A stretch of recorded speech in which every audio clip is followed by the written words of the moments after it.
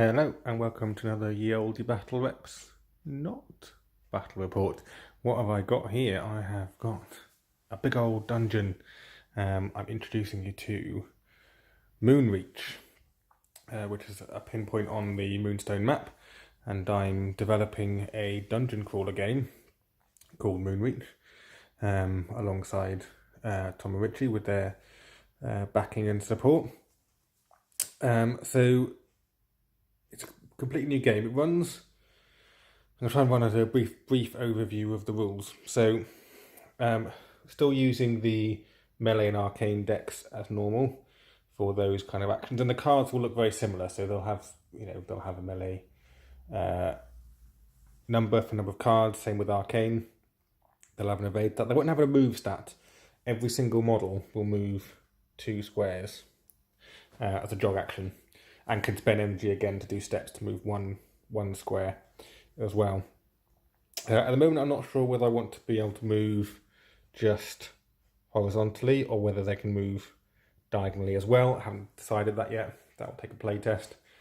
So what will happen is characters will come in from the entrance, and I haven't decided yet whether the whole maze of the dungeon will actually be filled with the enemies yet, or whether they will appear as you move into room to room. The player cards will be significantly more limited than they are in the actual game. So I'm starting off my sort of demo of this, and this will be the two to start with. Bam Fantasy and Eric will be the only 2 playable characters to start with, but my idea is to have it for anyone. I will quickly show a picture of Baron von Fantiat's card now.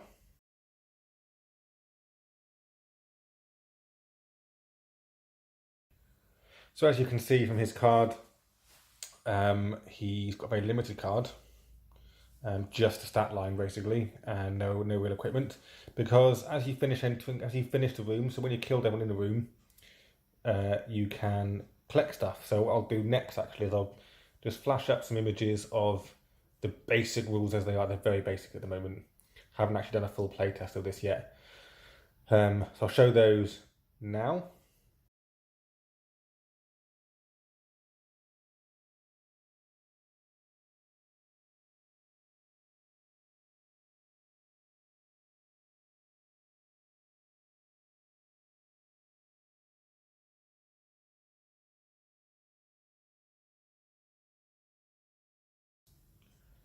So every now you've got to skim through the rules.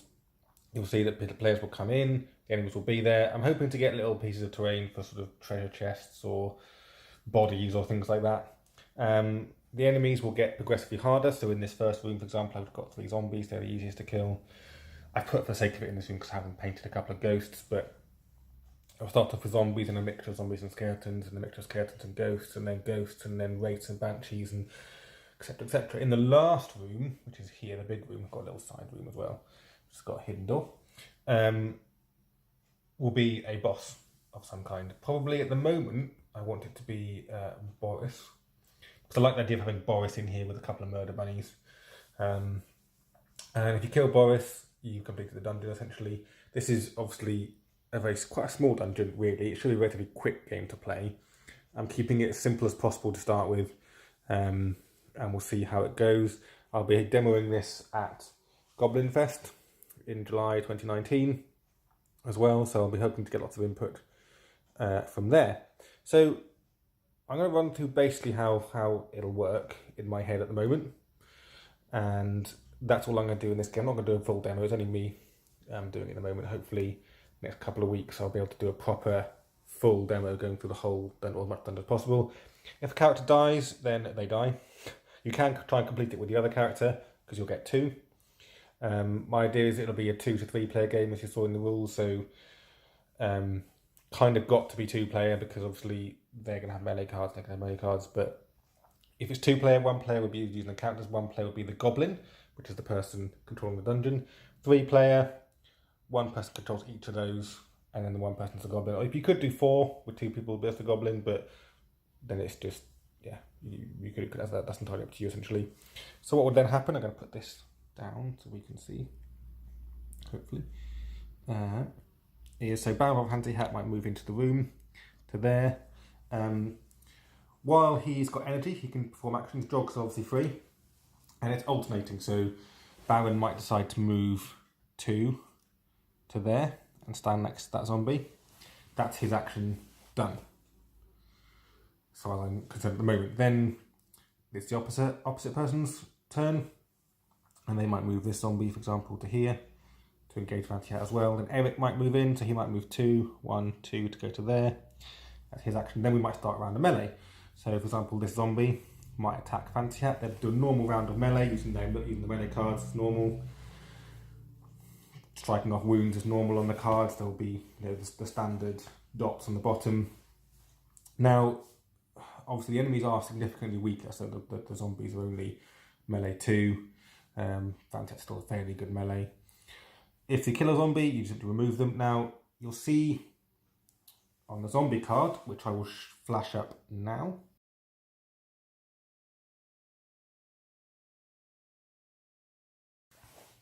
So you see on the zombie card, at the bottom of the card, it says 1 shard. Whenever you kill an enemy, you gain a shard of Moonstone. And those shards of Moonstones can be used to either upgrade your characters. Haven't decided how many you'd need yet.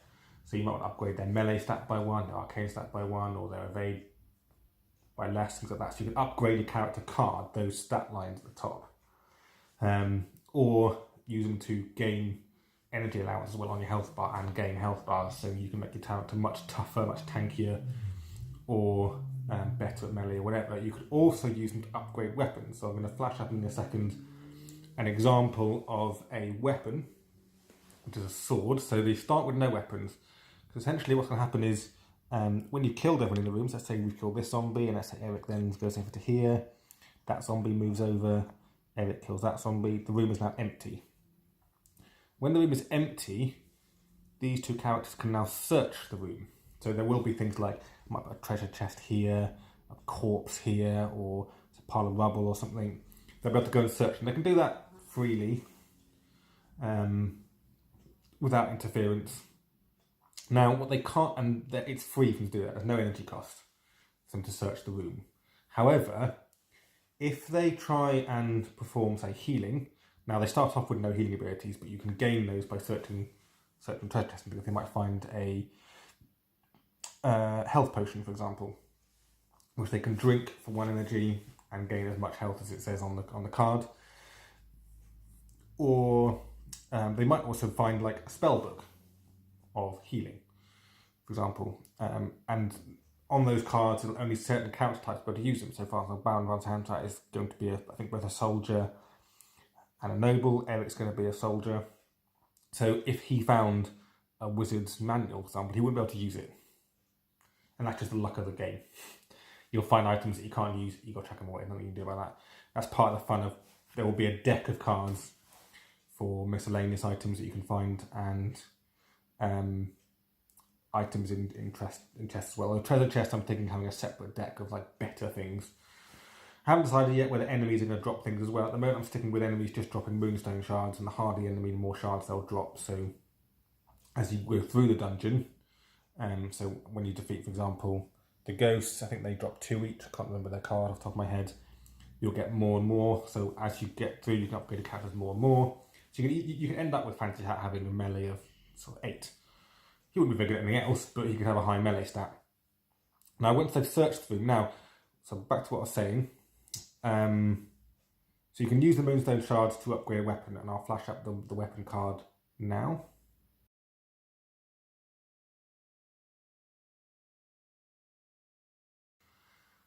So once the characters have entered the room, they can use any energy to do any healing. Now if they run out of energy, they can't do any more healing or anything else until they get to the next room.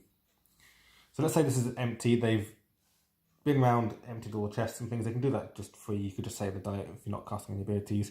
Then they might go to the next room. So they'll do that by simply going through the door. I'm going to move the camera around to the next room.